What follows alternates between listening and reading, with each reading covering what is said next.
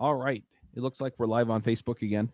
I'm going to just jump in and start talking about it. This is episode 2 of the Dev Rev. And we're talking about ownership. Now, this is one of the things that I guess partially gets me in trouble and partially I find very inspiring about freedom.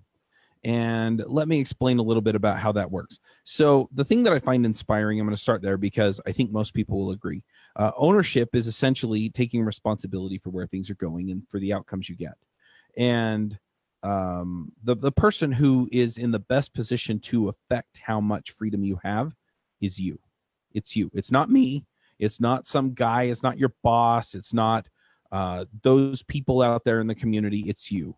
Now, that's not saying that things are always fair or easy or whatever, right? Sometimes it just doesn't work out for you, right?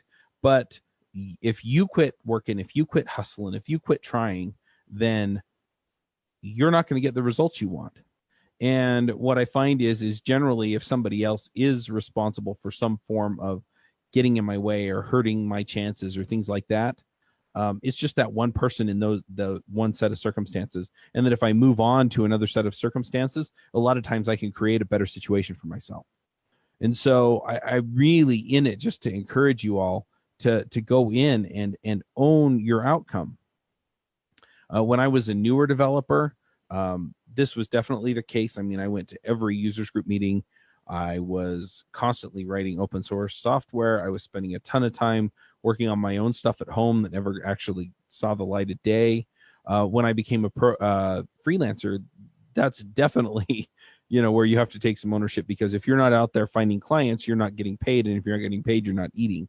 And so again, it comes down to that level of ownership. The reason this gets me in trouble is that sometimes people get out there with some of these causes that are out there in the programming community. Specifically, you'll hear like women in tech or minorities in tech and things like that. And I have mixed feelings about these movements. Primarily where I have a problem is where they absolve people of this ownership, right? They tell them that they're victims and that they don't have any control.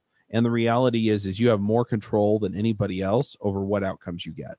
Now, again, I'm not saying that it's always fair. There are people out there that are going to treat you different because you're different.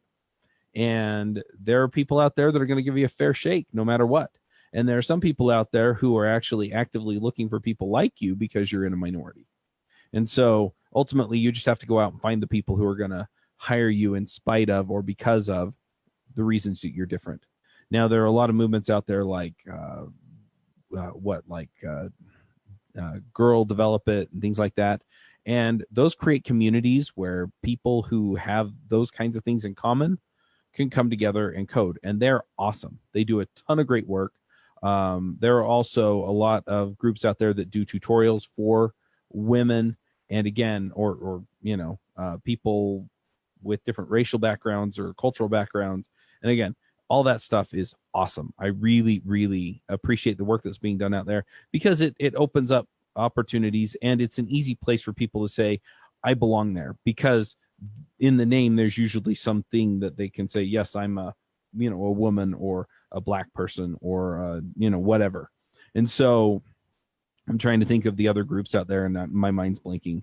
But so you can look at it and you can say, I'm one of those. And so you go to the event and then you feel empowered to learn to code. And again, they're kind of taking some of the barrier away in your head and giving you permission to go out there and own your outcome. And so those groups do a lot of work, but I really, really caution people to, when they get in and they refuse to take responsibility for the outcome, because there are a few people out there who are bad actors and making things hard. So if you are looking for a particular outcome, no matter whether or not the world is fair, no matter whether or not it's more fair in one place than another, ultimately it's up to you to go out and find the people that are going to give you the opportunities you're looking for. And if you're not doing that, you're not going to get the outcome you want.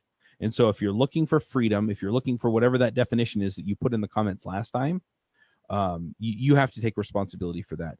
You have to sit down and imagine, what if it were real? And then you've got to figure out how to get there. So I'm encouraging you, go out there, find those opportunities, work your butt off for them and make it so that it's a no-brainer to bring you in. Most of the people that I've ever hired or that people I know have hired, it didn't matter what gender they were, what race they were, or anything like that. What it really boiled down to was, am I going to like working with them, and can they do the job? And I've seen all kinds of people get hired for that. I've seen all kinds of people contribute to open source who, fit into these minorities, but it doesn't seem to matter.